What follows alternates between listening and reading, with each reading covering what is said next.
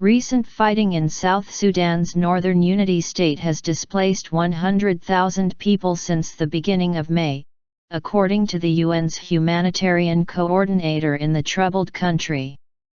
Since the beginning of May, military activities south of Bentiu and Unity State have forced up to 100,000 people from their homes, Toby Lanzer said in a Friday press statement.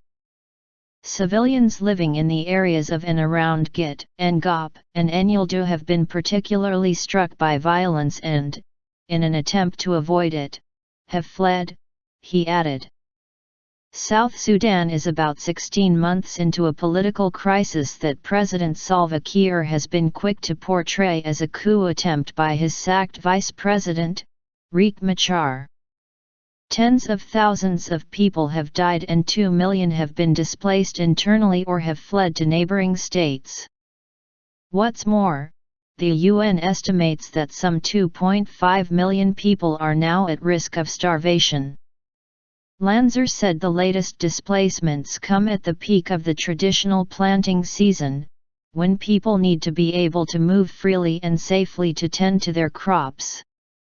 In accordance with international humanitarian law, it is incumbent on all forces engaged in military activities to protect civilians, he added.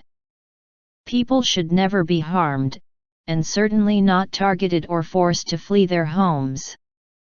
The aid coordinator went on to say that UN agencies and their partners are urgently seeking access to areas of Unity State to assess people's needs and respond to them in a timely manner.